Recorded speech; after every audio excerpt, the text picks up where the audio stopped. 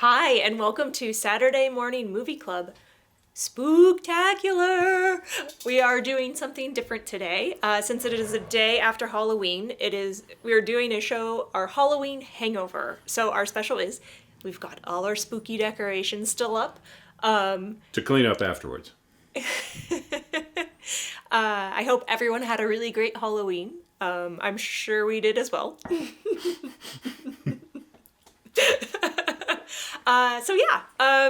Tonight, this morning, we're going to be talking about all the scary, spooky things we've been watching this week in honor of the holiday that everyone loves. I love it, so I get very excited. Clearly, this is only a portion of the decorations. This is one corner of the house. I really enjoy spooky season. So, first up, Yes. Is there one you want to speak of first? Oh, boy. We watched a lot of crap. No, we watched some good crap. We watched some good stuff too, but yeah. some of that. Let's start with The Brain That Wouldn't Die. Which, if you see that on the menu streaming, you'd have to click on that. Well, that's precisely, is just the head. The actress did the classic. I mean, some people will do that for Thanksgiving, Halloween. But you should do it for Thanksgiving, because that would be freaking awesome. Of cutting a hole in the table, and then the actress is just there with a platter around her with electrodes all stuck to her. But yeah, The Brain That Wouldn't Die. We clicked on that, and it was kind of a mad scientist movie about a genius doctor who's kind of a prick right from the get-go, but gets in a car accident with his fiance.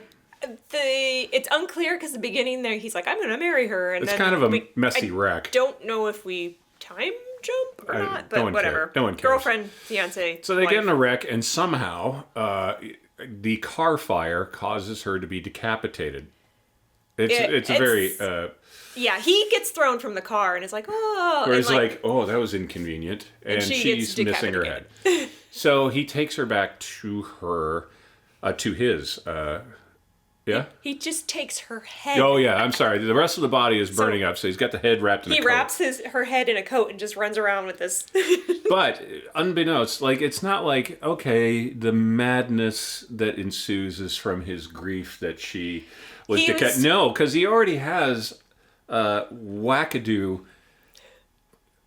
experiments going on at his house. The reason he was driving like a maniac, he's the reason they have the accident, because he was driving way too fast. And she's like, you're driving way too fast. And so he accidentally kills her, but he loves her, so he takes her head, but he's already this crazy mad scientist, so he wants to use it for an experiment. And so he was driving very quickly to get there, because the thing that he created already was there was an incident. Well, and his area of expertise is because apparently at that point in history, real history, we had not done a whole lot of transplants, and the excuse for the plot line is everybody thinks that transplants can't really exist or that they won't really take, and he develops a serum, which even Marvel uses that now, that allows the transplant to take place. But the hitch in the works is that he had earlier versions of the serum, and the monster that is locked in the closet, why he was racing to the house in the first place, is just made up, Frankenstein style, of assorted body parts. That it's not even a transplant. Now you have a potpourri person of weird parts all that are amalgamated. Which is alluding to he's a doctor, so in the beginning they're he was taking all the amputated parts, and the other doctor's this is weird, and he's like, no, I just need the leg. I'm just testing to see if I can do No, can I have another left one? Yeah, so he was getting parts from the hospital. Yeah, so grave robber. Very clearly, well, he's taking him from the hospital. Hospital robber. Clearly probably killed somebody to create this monster. Insinuated, but So the brain, the girlfriend, is now just a head on the table, which you watch, and I'm like, all I want to do is watch Mars Attacks now. Right, yeah. Because, that's clearly where Tim Burton got that idea from. And then, so she's just on the table going, just kill me, just kill me. And he is running around trying to find a new body for her. He's shopping beautifully shaped women. Just the body, because of course he's going to lop their head off to put his fiance's. So he's out there looking for a woman to murder, and take her body. There is a scene where he goes to a strip club, and that was so weird. I've seen archival documentary footage better put together than this. It is the audio changed, like it was like grainy. Documentary is this footage from the FBI? Yeah. What are we watching? And it's not, because the actors are in the shot. So this is planned? Right, because we're like, which just guerrilla filmmaking. They clearly are just going into this dance place and filming him. Nope, now there's scenes. Filming him ogling happening. Strippers, wondering if he could lop their head off and stick his fiance's head on them. But he's good looking, so 2 of the strippers were fighting over him, and then there's a stripper fight in the back room that ends that he just walks out of. He's like, okay. He just nopes right out of a stripper fight, which the button to the whole scene, because she has a whole bunch of pictures hanging on the wall, is just 2 cats. Oh yeah, they do paw against each other. That's their out. That's their cinematic. Yeah, and then but. He finds somebody. He finds a woman because she has been marred on her face. So now she's just can't even be seen by public. A little bit of a scar, so we should cut her head off. Yeah, he's like, we can fix that, and he tricks her into coming to his house. Now, on the flip side, the serum that has been developed for enabling transplants now he found one that works. But also, it is now given the brain that won't die ESP and telekinesis. She is turned into Carrie, basically, and now can communicate with just her mind and move shit around in the lab just while her head's on a table. Was she moving stuff around, or was she just communicating with the monster? She was communicating with the monster, and she could move stuff around, which they hinted at some other point. I can't remember in the movie where it was, but they gave a little foreshadowing. Yeah. Because cinema. I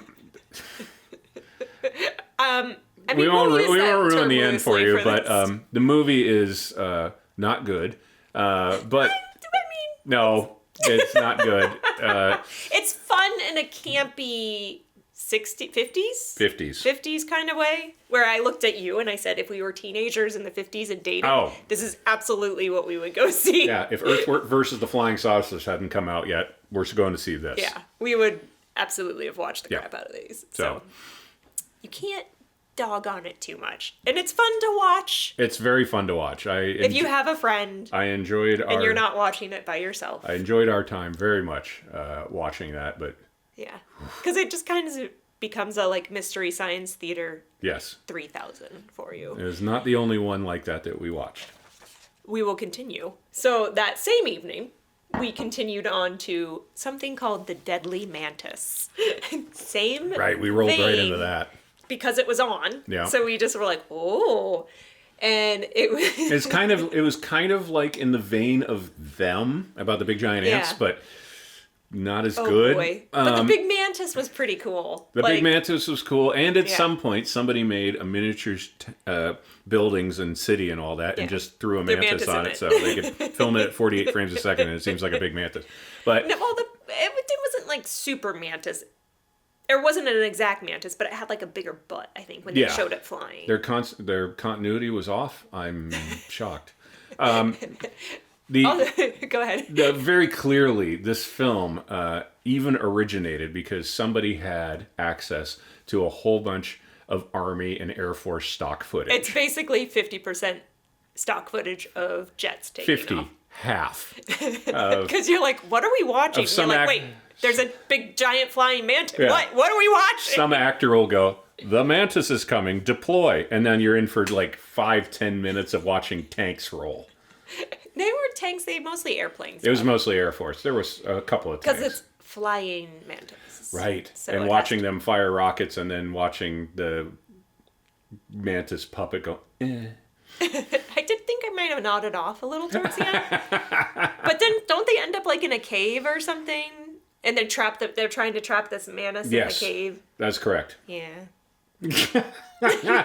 It's not good. But same vein. At that point in the evening, after you've watched The Brain That Wouldn't Die, Mantis seems like a good button to the evening. And it was fun. I enjoyed watching possibly it. have had too many drinks because you're watching that. Well, yeah. And you're like, okay, what happened? Okay, I fell asleep. Yeah, that's fine. It's fine. Yeah, your dreams were better than the ending of this film. Yeah, I just remember the ending having something weird happen in that cave. And then, like, my favorite of those is how they end. Because then they're just like, the end. And you're like, oh, right. What? Yeah, the credits come out. Boy, they did that with, like, good movies, too. Yeah. It's like somebody... It's like, cut it off. Somebody go, we should go to Cabo. The end. Like, not even that. It's not even a button. It's just like, we had a scene, and the title card comes up, and you're like... We got to the end of the script. What? What just happened? There's not a lot of closure on some movies. No, you're just like, okay. People did the job, and somebody was shooting on that stage the next Monday morning. Yeah. So, we're going to go back in time even further. Yeah. Oh. It's not, so like, the history of horror movies in cinema. Not in our watching schedule. You meant, like, in cinema. In cinema. Yes. We're going to go back in time further. Yes. So, like, the 50s were very campy things like the Space Invader alien stuff. Yeah. Like, giant ants and spiders. Because we watched not this week, but we've seen Earth versus the Spider, which has the most annoying sound effect that plays the entire time. That's how we knew it. Because we clicked on it again, and we were like, I remember this. We're not watching this again. No, I remember that sound. But, as my aforementioned, Fright favorites by from Turner TCM. I was going to pick some of these and watch. So I picked the one, a lot of these I've already seen. I wanted to watch things I hadn't. So the first one we picked was The Phantom of the Opera with Lon Chaney, which... It's not the original. If I remember them talking, that the Lon Chaney one was in the 30s, but there was one in the 20s. This is the 1925. This is the 25. Yeah. Okay, I'm sorry. This is the original one. Yeah. So, which is really interesting to read through this, and it's basically like... At that time, they were really interested.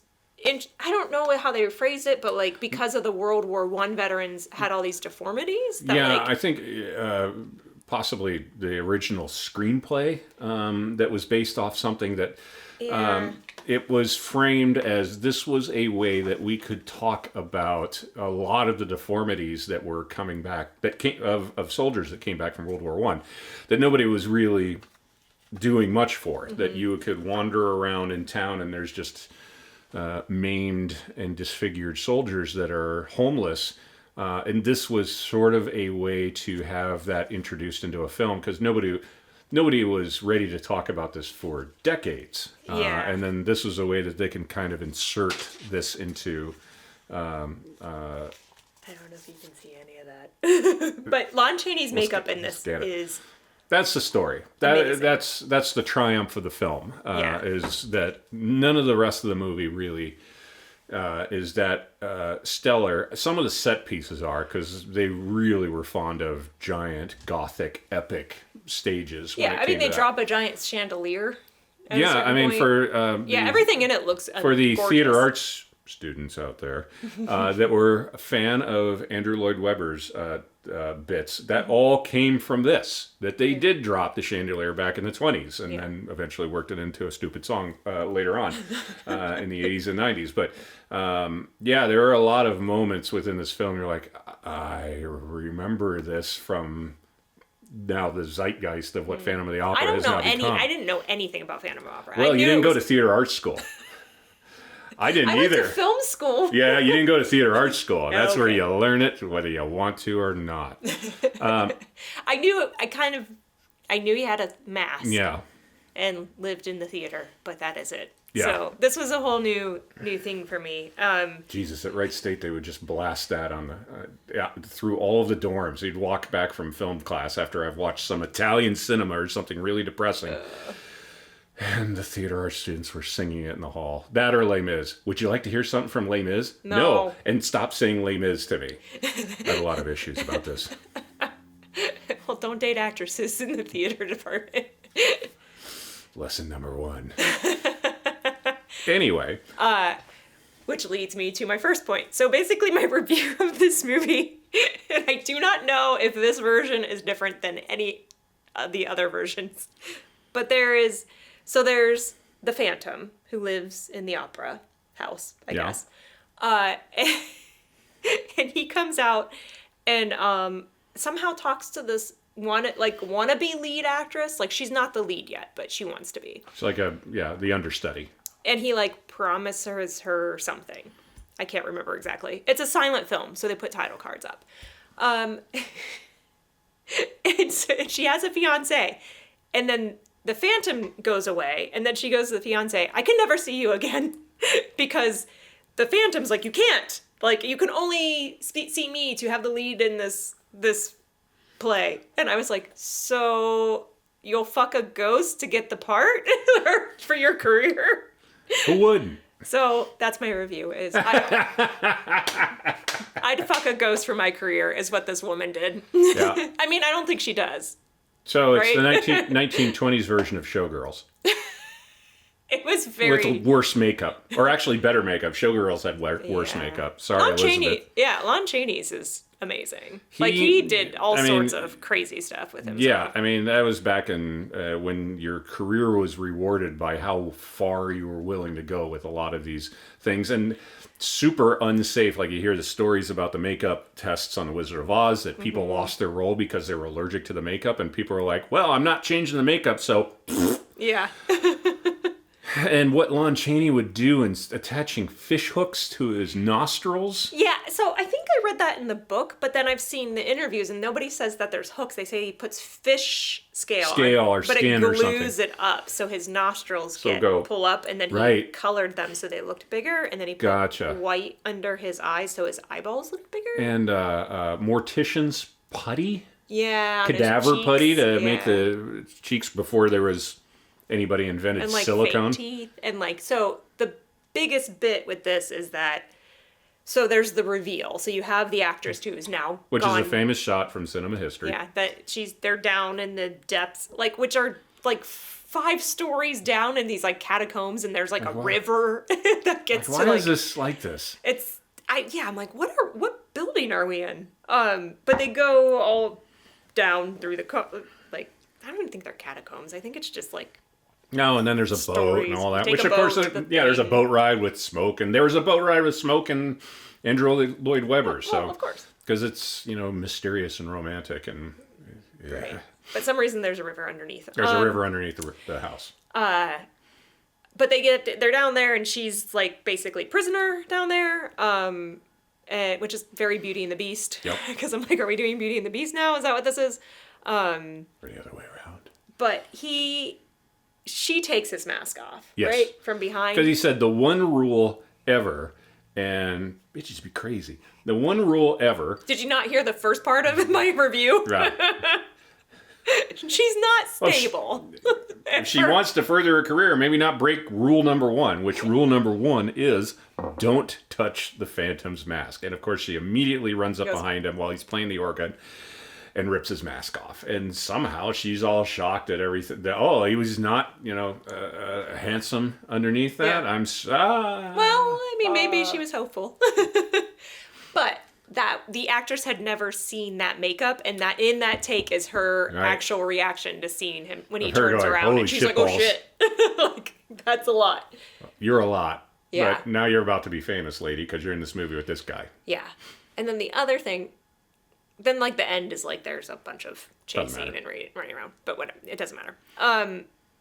The other thing with this movie is that it changes color. So it's black and white, but it's tinted. Each scene is tinted. It changes our Saturday morning movie club. Yeah, it's a black and white film, and then this scene, or sometimes it's just a shot, will be tinted magenta, and then this one will be teal, and this one's green. But it got wild at the end where it kept changing. Yeah, all the time. not really a lot of reasons. Like you thought, oh, maybe we'll make it red when it's violent or something like that. Well, that's what we were like. Is it pink because it's the stage, and then the behind the didn't stage really apply is no. But they also again, it's like they had the color part where they colored it. That's a different thing. I know. That was for a section that they actually wanted. There is a sort of poor man's process. That looked amazing too. Of color photography that they did back then, which was 2-strip Technicolor.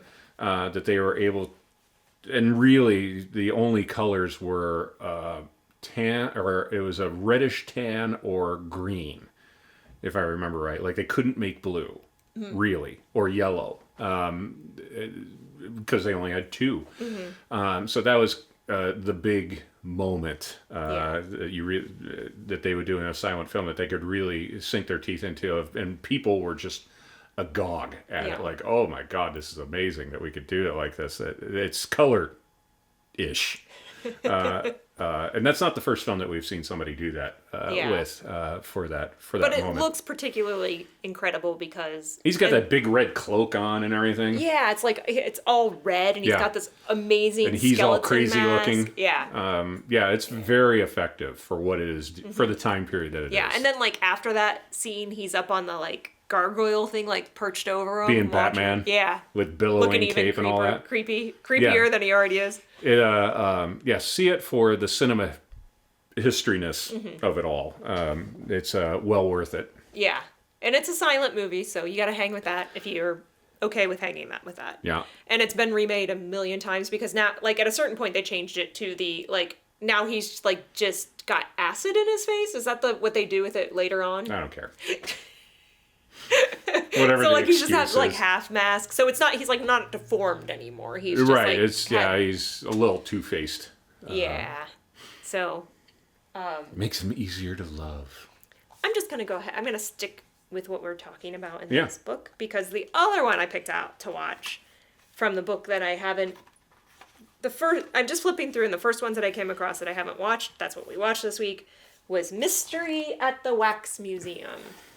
So which has been sort of...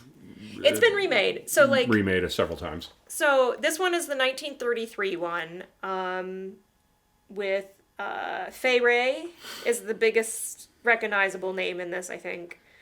But they remade it with Vincent Price in the 50s or 60s. It was in the 50s, and they made it in 3D. So full color, full 3D. Because that one opens with the theater. The guy with a paddle ball doing it right at the camera. Yeah. Yeah, you watch this and this new, or this the one. Original The original. Yeah. With Fay Wray, and you watch her. I just watched her like, come on, scream. That's the reason why you don't get it till the end. It's the reason why you're in the movie. I need a Fay Wray scream. Yeah. So like, because we've seen the Vince Vaughn. I would watch the shit out of that. Vince Vaughn, get on it. I need you in Mystery at the Wax Museum. I don't know where my brain is. No, It'd be so money. The remake of Psycho. That with him and Anne Heche. So bad. Shot for shot. So bad. Why? What? Like there was no reason to do it. There's no reason ever for it. Why are you going to do it? Let's do a shot-for-shot remake of Raiders of the Lost Ark. Why? Well, here's the thing, is that it's like, you never need to remake Psycho, because it holds up. Because Psycho. It's still good, it's still scary, it's classic. Like, you don't, like, there are certain things... Grow up and watch something black and white. There are certain things you do not need to touch. Like, they are just good, and you just leave it. However, if you're going to you're like, fine, you're going to be gutsy and be like, we're going to remake Psycho. You don't need to do a shot-for-shot remake. Who are you then? Who are you, director? That came out when I was in college. It might have been my freshman year in college, and I remember being like, I want to see it because of that. Like, I was like, ooh, that's interesting. And then you go see it, and, well, the first reaction is, why? Why are we doing this? And then I was like, I want to see it to see what they did. And then you see it and you're like, oh yeah, my first response was right. Yeah. Why on God's green earth? Why was this made? And you never need to watch this thing. Like, ever. Not even for an exercise. Just no. Sorry we diverged down a different road because I said the wrong Vince. The Vincent Price one The Vincent Price wax. Very different. It's just wax museum, right? Yeah. I think I have to look in this article. We'll put the lower third up. I think it's just the wax museum. I like that one better than this one. Yes.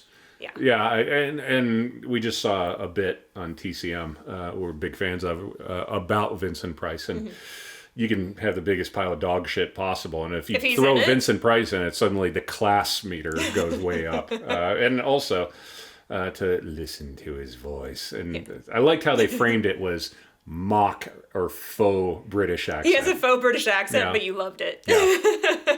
Yeah, I would watch Vincent Price and everything, which we watched. It's not a movie. We watched The Muppet Show with Vincent Price in it. Yeah, and they do an entire new opening for that, which, what's that on? Disney Channel? Or Disney streaming? Yeah, the Disney streaming. Yeah, watch The Muppet Show and watch the Vincent Price one, because A, drugs are real. B, they did not care whatsoever. You watch it and you're like... Somebody on their whiteboard or chalkboard back then would say, let's do this. And what did you throw out? What was a bad idea back then? Because, wow, everything was a good idea. Muppet Show was just wild. Yeah. I mean, I watched it as a kid and liked it. But, like, as a grown-up watching it, you're like... This is out there. And it's, like, multiple seasons of out there. Yeah, it is just like a clip show. Or, like, it's like, and now we're going to sing a song. And now we're going to do a cover of something. We're going to do this. Anyways, so we clicked on it because Vincent Price was there. I'm like, oh, I just want to see Vincent Price with the Muppets. Yeah. So, yes, I think that Wax Museum is better, but I also feel like I need to rewatch it because I don't necessarily remember all of it.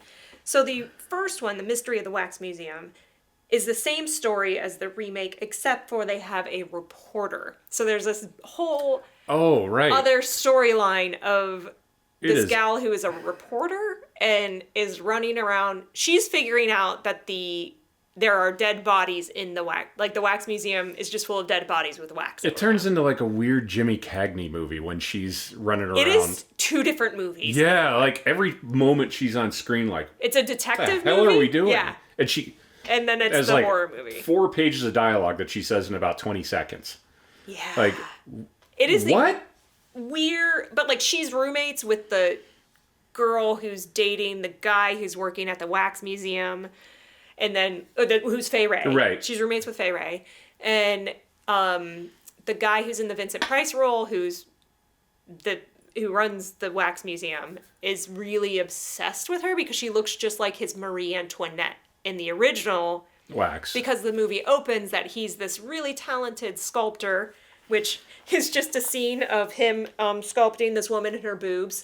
Yeah, because pre-code. Right. Because you're like, okay. But and then like... gets in an argument with his business partner. And who wants to burn it down. For the insurance money, because wax museums don't make any money. But it hadn't opened yet, which was the dumbest plot line to start with. It's like, we're not going to make any money. I'm like, you haven't even given it a chance. So is Marie Antoinette, which because you look at it, and it's very clearly Fay Wray is in Marie Antoinette's outfit and is just on set holding really still. Yeah. But and then you can see her breathing. You can see the woman's breathing. So it's like... because in the wide shot, you just kind of see her like shaking. Yeah, she's just moving. So you're like, okay. So is this going to be like... Are they dead? Yeah. Well, you thought that was going to be a plot point, like he's making a woman hold still because he's a shitty sculptor or something like that. Like, no, that's not it. No, it's just we don't have a standby artist at the studio that can make this good enough. Well, and I think that's the bit, is that his are so perfect. Like, and that's why, so flash forward to... Why didn't they make a still of it and then put it in there? Why is it like a... because, they have... Oh, I don't know. 11 minutes to make the movie. But we flash forward in time, and there's a new wax museum in New York that's being opened, and then it's all the same statues, but all the bodies have been disappearing from the morgue. So, reporter puts 2 and 2 together and figures out what's happening, and then that becomes like the plot of her running around being like, I have to figure this out and prove it. But at the same time, crazy wax museum guy is trying to capture Fay Wray to cover her in wax and put her... That's the big finish. Yeah, that's the big finish. Which, again, it is a wax museum in New York City. And for some reason, when you go to the basement, It is 5 stories of basement. It's the biggest epic basement ever. The sets are incredible, but you're like, this makes zero sense that this would be in a building. I've been in New York. They are gorgeous, but there's like their weird canted angle ceilings. It's all over the place. And then it gets into the basement, which is basically like Frankenstein's laboratory that's got like, it's like 2 stories tall for this room, and they have like this circular like walkway that's coming down. So there's this really big battle between the police, because the reporter brings the police in, and now there's like fisticuffs. Yeah, because so the guys in the Vincent Price role, the wax museum guy, so like it's been out for a while, and I'm not gonna ruin anything, which is my favorite part of this movie, because the whole time he just looks like a regular guy, right? Yeah. So they recreate his face. He recreated his own. Well, that's the bit, but like face, but for the filmmaking, it's just like a guy is acting, and then for the scene or for the shot, they recreated his face and put it on top of his like mutilated prosthetic underneath. Right. So like she hits him in the face. She's trying to get away and crack someone, and like the whole facade of his face just crumbles away, and you get the mutilated. It's actually pretty well edited. It's done really well. That one they did a very good job on that, because I was like, oh, that was cool. And then now he's revealed to be a monster, same as Phantom of the Opera. Right. Oh yeah, it's the exact same bit. But he's chasing around trying to, but he's also in a wheelchair because was in that fire in the beginning. He's in the fire. He gets left in there. And so, like, the whole movie, he's like, I'm in a wheelchair. And the very end couldn't be more of an epic fight scene of him running around, running as fast as he can and punching police in the face. Like, just kidding. And you're like, wait, what? Like, was he really, like, was the wheelchair just a ruse? It must have been, because he clearly was running around, like, I don't know why, because none of it's laid out. There's no reason for the wheelchair. I know we're reading far more into this than we really should. I feel like just watch the scary movie, people. Yeah. It was good, though. I enjoyed it. But I definitely like the Vincent Price one better.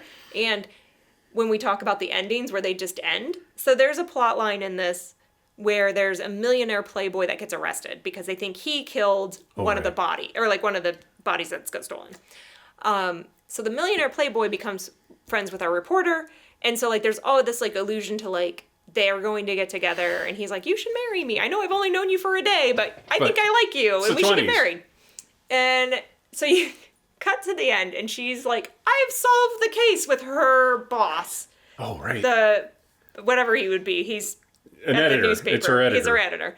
And she's they have given guff to each other the entire movie. They've done nothing but fight the entire movie. And then he's like, so are you going to marry me? And she's like, I never thought you would ask. And like cuts to the end title card. And you're like, what? Like the music's playing. Like it rolled into the next movie. And we're just like, what? What? What just happened there? What? Why? Like there's not, what? It was really baffling. So I can see why they like somebody's aunt going, oh, those two should get together.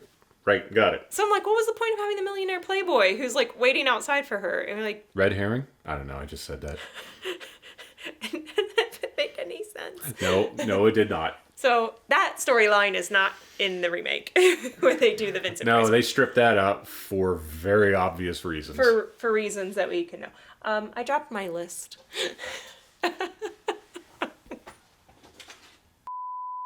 Anyways, which one do you want to talk about next? I'll look at the last 3 and you pick. Am I wearing my glasses? I'll do it. Thank you. All right. So since it is the Halloween Hangover episode, yes. Every year for Halloween, just like Christmas movies, we all have movies that we watch for the holiday. So like, I don't know that you have one for Halloween. Is anything? I don't think you do. No, not really. Yeah. I would say. I know a lot of people do. My Halloween movie every year is Hocus Pocus, and I know it is for a lot of people. And we watched it 2 nights ago. I think. Which I was like, I'm gonna put it on while I make apple dumplings, and like I was like, no. I need to sit and I can't do 2 things at once. I have to watch it. This one is just like, this movie is problematic. There's a lot of issues with this. And I'm like, can you just watch it and enjoy it, please? Now you're ruining it. Yes, I realize this. It's not a great movie, but I enjoy it. It wasn't that it was problematic. It's just, it was more of what you could... And we had this conversation on one of the previous episodes with Adventures in Babysitting of what would be allowed back then. And now, things that aren't allowed now because our children would crumble. Right. Well, because that movie... So, yes, because we'd had that. Like, you're like, in the 80s, when you were growing up, PG-13? Yeah. Well, PG-13 came out after the mid-'80s, after Indiana Jones and Temple of Doom. Right. After people's hearts started getting ripped out. Which was, again, I love that as a kid because of the heart getting ripped out and the bugs and all the gross stuff and the monkey brains. It just is like, it's gross. Yeah.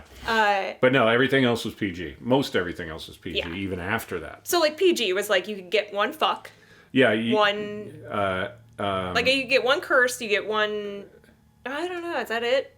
You'd get a set of boobs. You could get boobs in there. Yeah, once. But only once. Yeah. Parental guidance. and the world didn't crumble. PG-13 or PG was boobs? PG was boobs. Airplane was PG. Oh, yeah. And it opens with a set of boobs. No, it's in mid-flight. Oh, right. When they're having turbulence and they go by. No, it opens with the Jaws bit. Oh, right. That's true. Okay. Don't question my airplane. We will do a reciting of it right now. In the corner. Yeah, we'll inflate Otto at some point. He's bad for sound. Yeah, he's bad for sound. See, now you've distracted me. Got me thinking about boobs, and I can't focus. See how hard it is. Who's with me? Right? Am I right? Oh, stop! Please stop. Fuck. What was I talking about? So like this one opens with a little girl gets murdered by witches. Yep. Like 5 minutes in. 5 minutes in, teenage boy gets turned into a cat in the like most grotesque. If you listen to the words, it's like bend his bones and break his back, or twist his bones and break his back. 3 women are hanged. Yeah, and then you get into the title. Yeah, it's all before the title card. Yeah, and you're like, dang. Disney movie. And then they talk. The part of the plot is he's a virgin, so they bring that up a lot to shame him because he's a virgin. That's the joke. And he's like 15. And that he likes boobs. He does like boobs. Because, my God, what 15-year-old monster is that? I think that's it. Oh, no, and that... wait. Well, and there's abduction and torture. Right, yeah. Yeah. There's that. There's yeah. Oh, and with Billy, there's the plot line of... Oh, they were lovers. Lovers, and then there was cheating lovers. Mm-hmm. Children's movie. Yeah. So, which we're not complaining. We're complaining, I suppose, a little bit more of... that they don't possibly allow that everyone anymore. Losing their nerve a little bit. Yeah. Which, again, goes back to my, like... if the Jurassic Park... the dumb Jurassic Park movie we talked about the last episode... Like, I was like, if they had any guts, they'd let that little girl get eaten by a T-Rex. Absolutely. Yeah. Put some stakes to this. Right. Anyways, Hocus Pocus. One of my favorites. Yes. So, my grandpa, who is, like, one of my favorite people, he he had all the movie channels, like HBO, Cinemax. Cinemax still exists? No one cares. Showtime, all the, movie channel, which doesn't exist anymore. No. And then would just tape everything that was on. So, like, our VHSs, which I know other people have this as well, but, like, if you did slow play, you could get 3 whole movies on one tape. And slow play, for those out there who are young, was the worst possible quality you could ever get. It's worse than Bigfoot footage. Oh, wait, no, was it EP? Was it EP or slow play? SP or EP? EP, extended play. Extended play, because then worse than slow play. Yeah. Extended play. You could get 3 full movies on there. You could have a 2-hour good movie, or you could watch some shit for 6 hours. Which, by the way, our copy of Raiders of the Lost Ark, which I think my mom taped, to be honest. I think she found one that had room and tried to tape it. The tape ran out right at the scene where they're tied to the post and the ghosts are flying around, and it just shuts off, and VCRs just automatically rewind and you hit the end. And you're like, what? What? No internet to check. Did You he have no make idea it? what happens. That's how I knew. With your mom going, that's it. Go to bed. Because you're like, and then you play it, be like, wait, maybe that's a mistake. Play it again. And you're like, nope, it's at the end of the tape. No. You're never going to see the end of this. But that's how I saw Hocus Pocus. That was one of the movies my grandpa taped for me. And I didn't know what it was, and I put it in, and I was like, I was young enough to think the boys were cute. And that was its response back then. Yeah, was meh. it did not do well when it came out. It didn't become it became a cult thing. I have conventions about it now. Yeah, I don't know how many years ago it became a thing, but I always like watching it. I like that it's insane. I mean, as we learned when we went to Salem, not all of it. There's only a couple shots that are actually shot in Salem. But I love the Halloweenness of it. Like, it makes me feel like I like watching the trick-or-treat scenes and you were like, there's only so much of this movie. What was your quote about it being tolerable at the beginning? Because, Yeah, I start wandering around the kitchen and doing things in the first third of the movie just because the kid is, he has to get there. Like, he's kind of a shit before a certain point in the movie that it takes a bit. It's very dated in its conceits of how a teenage boy, he's the new kid in town, and it's a whole lot of old school cliches that are thrown at you. No, it's not good. But after they get past that, it's a much better movie. Yeah, I mean, I have minorly a nostalgia feeling or nostalgic feeling towards it. But like I said, I like the Halloweenness of it. Even as a kid, I was like, why is Bette Midler in this? I was like, is this for kids? Because I was like, think about as a producer. It's for your mom. I was like, and Bette Midler's gonna be the lead, and kids out there going, what? Who? Wait, isn't this for this is my made mom for listening to her albums? Yeah, huh? Yeah, I very distinctly remembering as a kid being like, what is going on? Why is Bette Midler in this? Yeah. It's I'm like, I know it exists for the music number, because you had to have her sing. Because that's part of her bit. You see what the chicken and the egg was with that. It's very old Hollywood, where every movie has a number in it. At least one. Yeah. I never liked that. I still don't. No, I still don't like it. That's my least favorite part of that. A number movie. For no reason, especially when it's one. The number isn't bad. I like the spell where she's dance until you die. Because I'm like, that's the other thing is all the parents she's going to murder all the parents. Are supposed to drop dead from exhaustion. And then they're trying to suck the lives out of little children. Yes. Which is the bit. Yeah. So very old school European. Yeah. No, if you're younger, it should scare you. You're like, yeah, which is scary. Which also, if you think, I was thinking about this for the first time last night when we were watching it, or the other night we were watching it. The kids at the end when she's singing and they're all coming, I'm like, those kids are basically have no idea because you're hypnotized. Yeah. And then they would get a hold of you and then suck the life out of you and you would just die. Yeah. And you would have no idea. Yes. There's no chance to fight back. Yeah. I'm this is actually very scary. Yeah. Yeah. They just don't succeed all the time because of wackiness and non-logical thinking. Where I was like, why doesn't she just... Okay. I know. I know what they're doing. There's a lot of it, I guess that's what I was getting at with problematic. It's it's not a good movie. The storyline, a lot of it never makes any sense. Even when the witches come back, they try to burn them. Yeah. And then they come back. And I was like, but you can burn witches. This, and there's no explanation on why they came back besides just the fact that to continue the story. No one cares. Why? No. That's when you asked, I was like, I don't know. They've never said it, and I've seen it a million times. Who cares? Hang on. They just come back. Why did that happen? Somehow, Palpatine returns. Unless it's because the spell says... I don't know. Anyways, digging too deep into this movie. I enjoyed it. I watch it every year. It is my Halloween movie. And I don't care if people want to make fun of me. That's fine. I enjoy it. All right. Should we go... time-wise to the next one, the years they came out, or should we jump to a new one so we can talk about a new movie? Let's do time-wise. Okay. So the other movie that has, I mean, I don't always necessarily watch it for Halloween. For me, this is more of a summertime movie. This is more of a July 4th kind of movie. Yeah.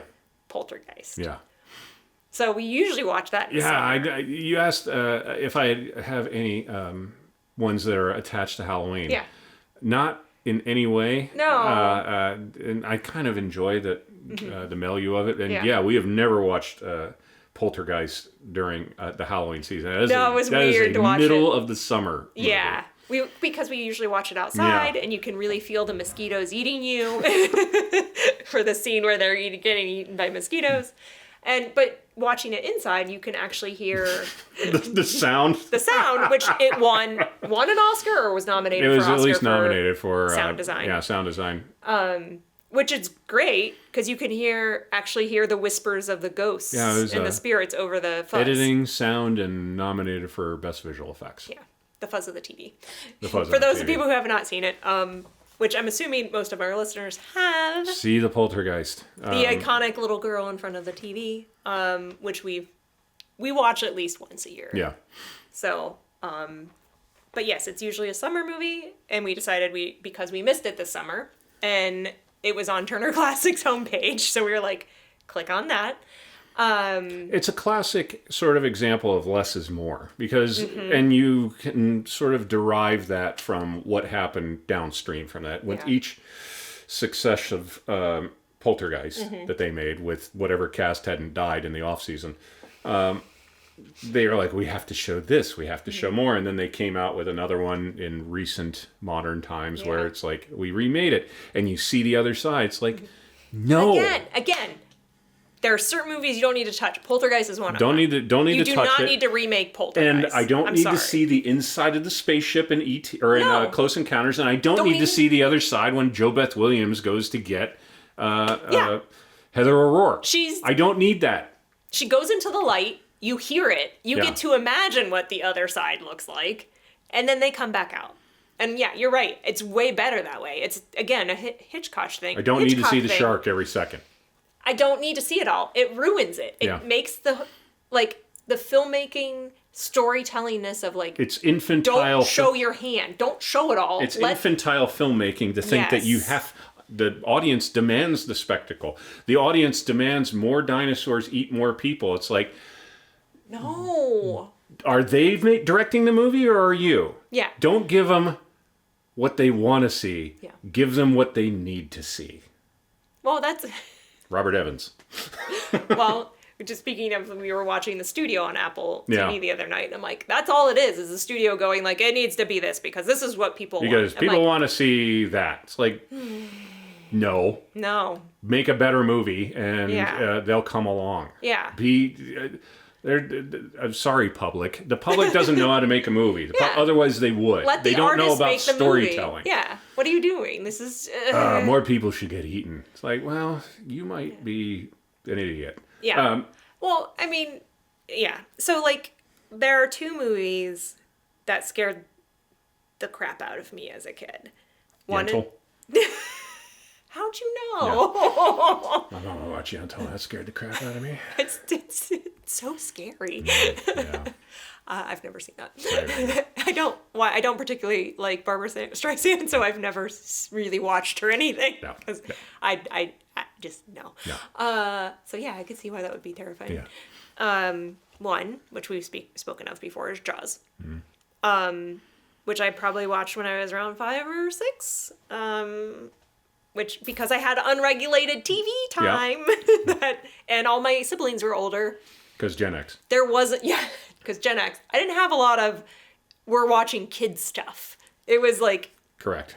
You're watching what everyone else is watching. I didn't trust kids stuff. Yeah. When somebody would make something that was supposed to be kids, I'm like, turn that shit off right now. I know it's already going to be crap. Crap, because you think kids want to see crap. Yeah, but you just talked about Hocus Pocus and Adventures in Babysitting that have... I don't think those are kid-focused, though. No, I don't think they I don't are think either. it talks down to them. No. Particularly Adventures in Babysitting. Adventures in Babysitting, absolutely not. Yeah. That's more of a teen movie. It just happens to have a kid in it. And Poltergeist. Yeah. So, the clown that pulls him under the bed. Yeah. Inexplicably bought for that boy. Yeah, I'm like, why is this your toy? Who bought this for you? The most terrifying giant thing ever. Somebody's aunt. Yeah, like what? And so I had reoccurring nightmares as a kid, and my mom's going to listen to this and be like, I remember this. One was Jaws, swimming in the ocean with Jaws, chasing my mom. I get to the island first, and then Jaws eats my mom. So I get to watch from the island while Jaws eats my mom. Here comes the 5-0. Yeah. Just in time for Halloween. Yeah. And my second reoccurring was the clown from Poltergeist was in my mom's closet, and the arms would come out real long and like grab me and pull me in. So I had that multiple times, and I would always, my solution was to get up and run as fast as I could into my parents' room, which was across the hall, and jump as hard as I could into the middle of the bed between them. With air. Oh, yeah. Because you can't get your feet by the bottom of the bed because they'll pull you in. They're under the bed. So a 70-pound bag of meat has been launched at your parents. And I would crawl up and like kick all the blankets off with my feet and crawl in, and they would just be like, oh my God, what is going on? And I'd just be like, yeah. I broke the nose off of my pound puppy because I hit the door jamb so hard when I was running with it. So my mom had to glue that back on. And then it got knocked off a couple of times because it kept happening. So Poltergeist has a fond place in my heart. Yeah, okay. And we still watch it. And it still scares me. Like, but I love, we talk about this all the time too, is Craig T. Nelson in it. He's awesome. And part of the bit was they wanted unknowns. They wanted unknowns because it'd make it scarier. Yeah, because it feels like a real family. Jack Nicholson in it or something like that. Having unknowns like that was the secret sauce. Yeah, and it's just the setting of that film is so iconically 80s because it's this suburban neighborhood that you just feel that time period. Yeah, and there's. Just like Jaws, there is it's overused, a cinematic quality to the score that and also of not overdoing it. In Jaws, when the deputy is blowing the whistle and he falls down into frame because he just found Chrissy Watkins, and you just have that low strings come in, like. This is a real fucking movie. And the same goes for Poltergeist, that Jerry Goldsmith did the score for it, which he did a gajillion other ones. All are just fantastic. And when his score on anything, he did Star Trek, for God's sake, and they've been using his score for the past 35 years because he did it right the first time. And the same goes with Poltergeist. When you have a score like that, which in today's day and age, they don't really allow anybody off the leash like that anymore. But the score elevates that tremendously. That's a whole other conversation for another podcast about scores. Way different conversation to talk about scores. I'll come ready for that one. Yeah, we discuss this a lot. Yeah. But the scene that we always like when we say we have movie quotes. This is. And it's such a minimal one that, like, only when we do it with each other do you understand what we're doing. Because it's the scene where they've called in the poltergeist scientists. I don't even know what they're like the ghost hunter people. Unemployed people. Yeah. That they bring in, and they're, like, showing them the house. And they're like, oh, he documented once the car moved a whole 6 feet across the floor. And it was time-lapse, so it took a while. And he's like, what? And he's like, the car, for it to move. And he goes, He goes, and unlocks the bedroom door, and all the chaos of all the stuff's flying around. Because he's just like, there's probably... I'm unable to count the amount of times we have said that on set when... Because it's like somebody is trying to tell us... usually the client, tell us something that's impressive about what we're doing. Right, it's always someone trying to be impressive, and you're like, this is the Martha Stewart of Canada. Somebody said that to him once. He's not making that up. The grips. Like,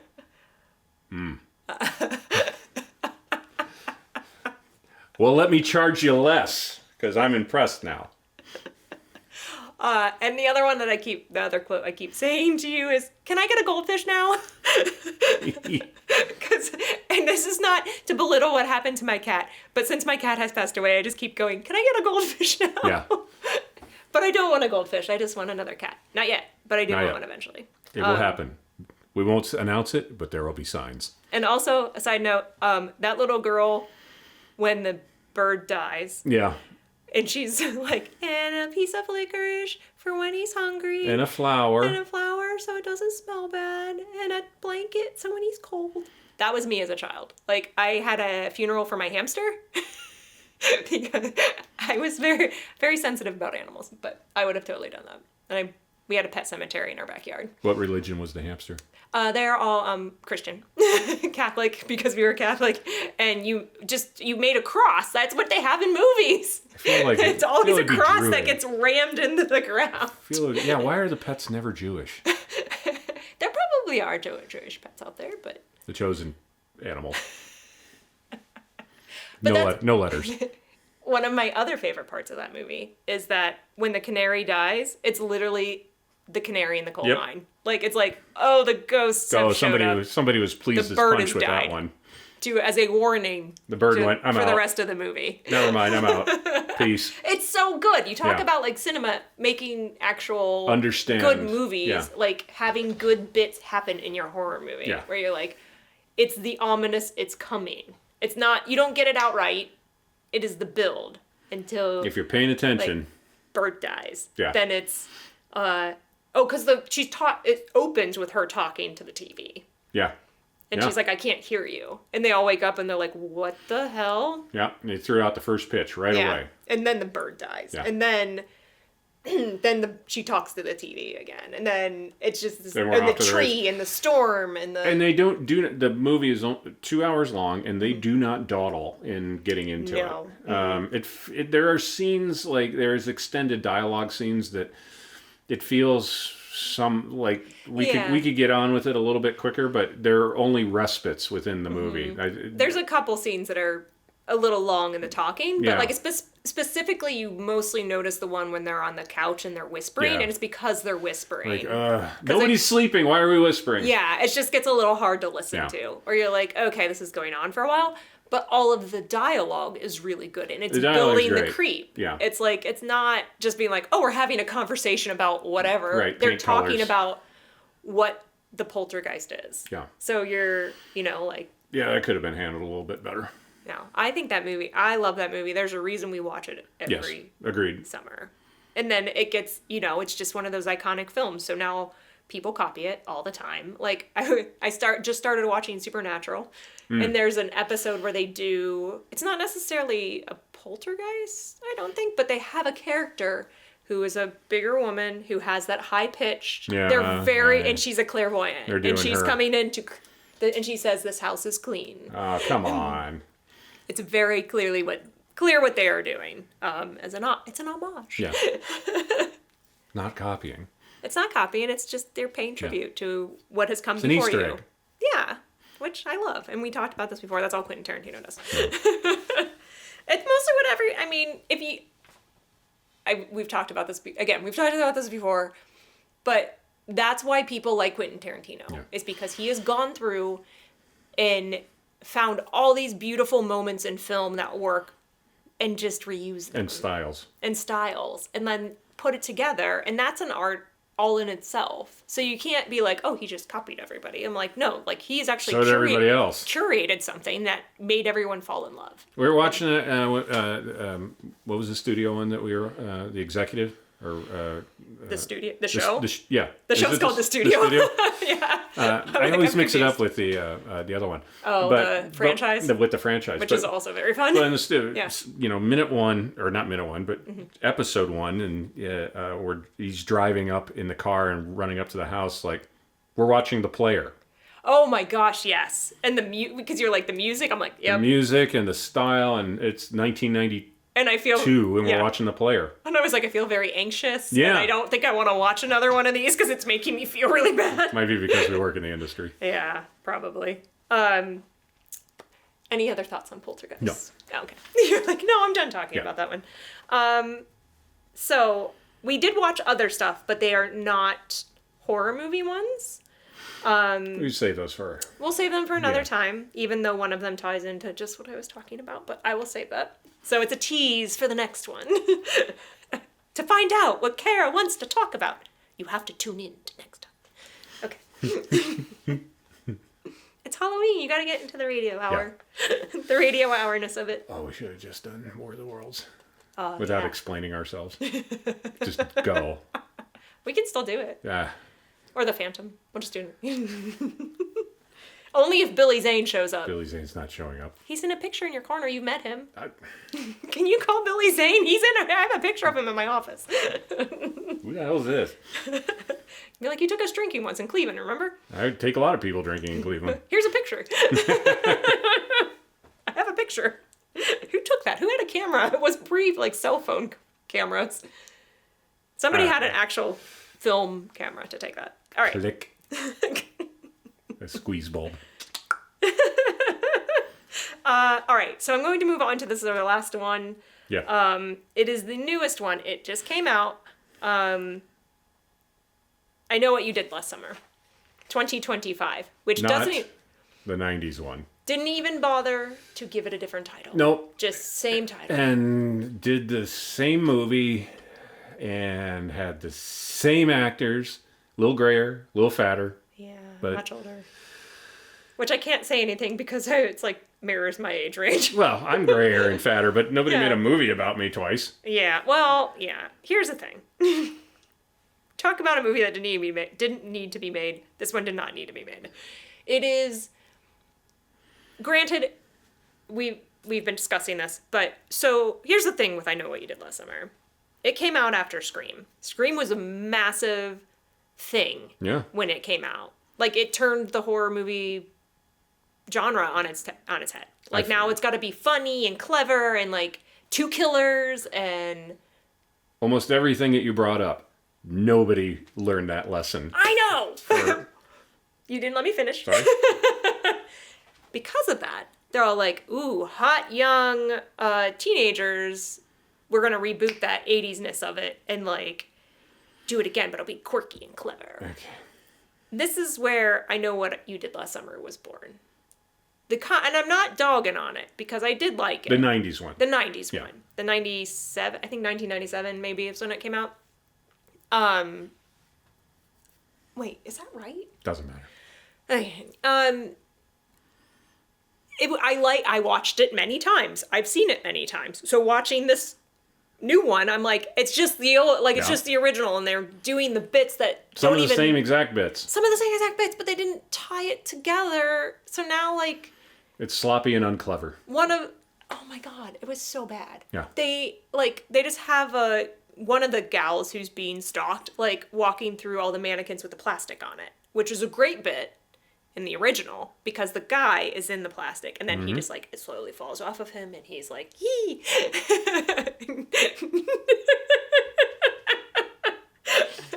I mean, it was more menacing than that. He hops out with a hook and zaps her or whatever happens in that scene. I forget.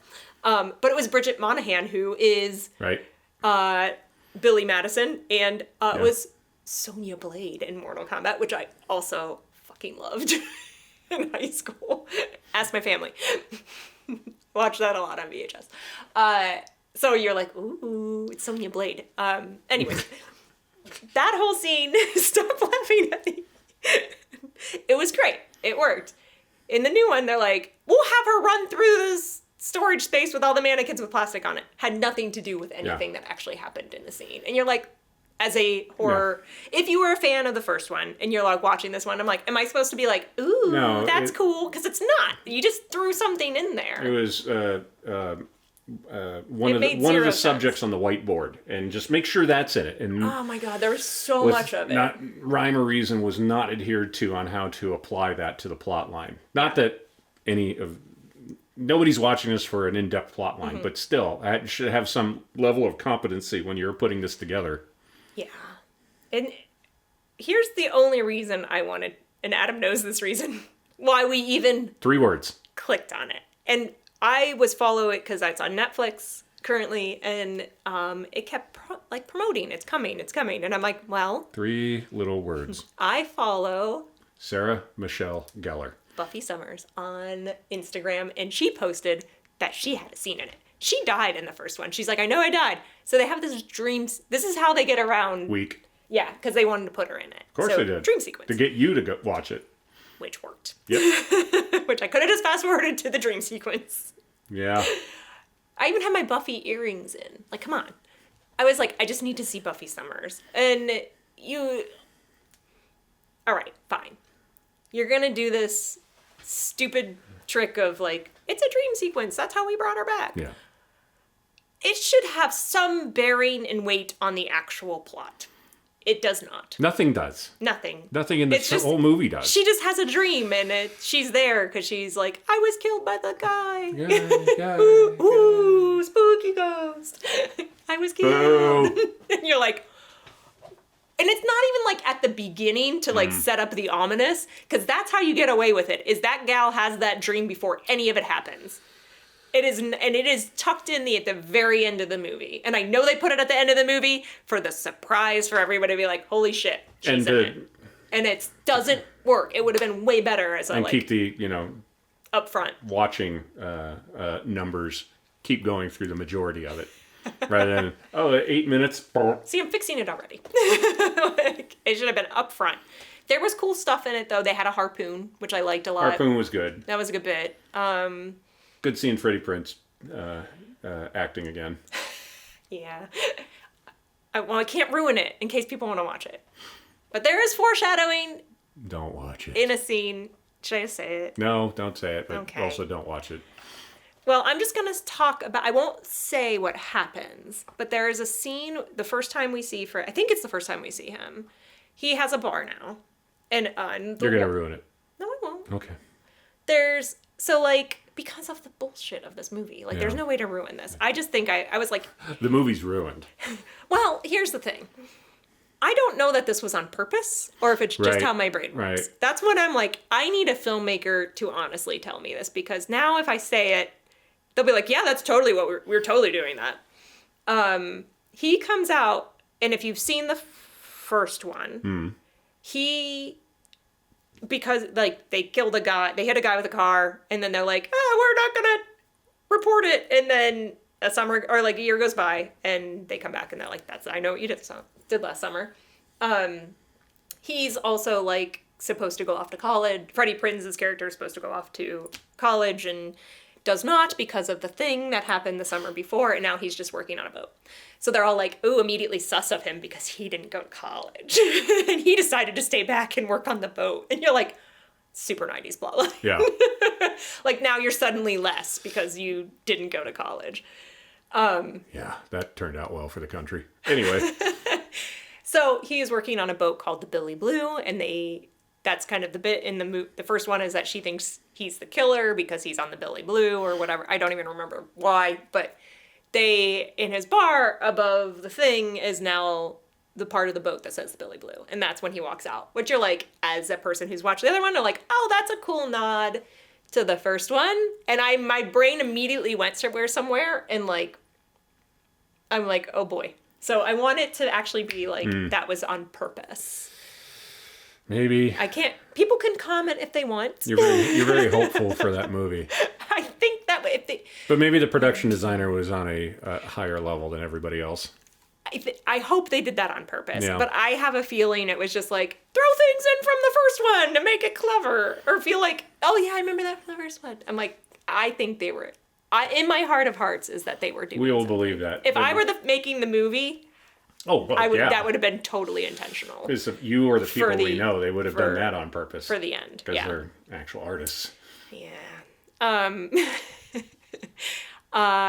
So it was kind of a giant turd. And we were talking about too, and I shouldn't say that because I watched it. At no point was I want to turn it off. There were points where I was like, ugh, this is eye rolling. But We were talking about the cast. So everybody was fine in their role. Nobody was bad. That's it, though. Nobody stands out, and it's not just this movie. Fine. It's this. It started a conversation of. We ended up on Glenn Powell. Who's I like in everything. Fine, and he does a nice job, and he's a good producer, or he's producing nice stuff and all that. But boy, is he just generic fine. We discuss this all the time. It's like, who is the modern, like, who's Harrison Ford now? Yeah. I know there's still Harrison Ford, but he's old. But like, like you talk about like that, like, who's somebody who's like super charismatic, has like a good voice, just is interesting to look at. You had some Clooney, but now he old. So where... And we even said like Brad Pitt was like, he's there now. But like when Brad Pitt started, no. You're like, he's beautiful, but like... But he was... again, just like an underwear model. Like, it's just, and Thelma and Louise, you're like, it's the hot guy who, takes their money or whatever he does. And I think it's much more of a problem with men, that they find sort of this generalization attractive leading man who's not really a leading man. He's filling in as competent. Yeah. And that's really about it. Yeah. Correct me if I'm wrong. I would love somebody to point out some examples for me to fall in love with, except for Viggo Mortensen, but he's also old. He's also old. Viggo's of people, and we were talking a little bit about interesting looking actors, and one was Timothy Chalamet. He has an interesting look. I heard he's not a nice person, but that's a different conversation. Right, but I don't necessarily like seeing him and stuff, but and I think that's just because it's me. I think he is an interesting person, and also he has a certain amount of ability to lead a movie. I don't know if he can lead it outside of a strong IP. He does. Okay, so he does have an interesting look, and I will agree with you on that. I don't think he has the charm. That's probably true. And like I said, if he's outside, if it's an original storyline, I don't know if you can throw him in there and he's going to make people stampede to the theater. Yeah, maybe. I don't know. It's probably more of a thing with younger people. I don't know. I just don't care for him, I guess. But yeah, I don't know who that is, because like even like every time, because we talk about this all the time, because we're always pitching ideas to each other, or like we have scripts we're doing, and you're like, oh, who do you see for this role? And I'm like, I literally don't know. Like, I love Jennifer Lawrence. Yeah. So like, but she's getting older. Yeah. So it's like everything that I would want her for is like, well, she's now too old for that. Yeah. Bit. The actresses that everybody wants to be in stuff, I don't think are very interesting. I just don't know who's the newest, youngest that. Well, you look at like a Sydney Sweeney, and I think she's milquetoast and slightly looks like a basset hound. I think she's pretty. Yeah. That's okay. Wouldn't cross the street for her. But she has a look. It's a look, but. You brought up Thelma and Louise, and Gina Davis and Susan Sarandon are women who own the screen. Yeah, that's a good point. And do we have that as a younger ones? I don't. Let's say that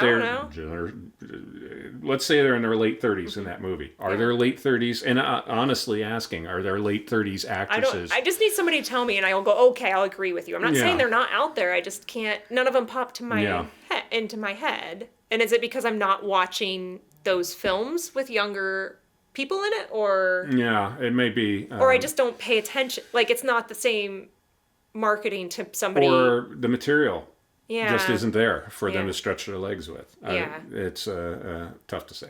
Yeah, or can you just not have a young person who has all of that because they're too young? You have to wait till they mature, have like a fine whiskey wine. To them too. Where you're like, oh, okay, now you're interesting. Because you've had that experience. Had those damaged couple of years, so now you're... Yeah. Now you're interesting to listen to. I don't know. And anyway. Whatever. You can have the argument that the Stranger Kids, for a while, had a heyday, but... Oh, the Stranger Things? Kids, Yeah. We'll see now like in their 20s. Right. They have to de-age them. We'll see how they do coming out of the series. Yeah, which I'm excited to see the wrap. I do like...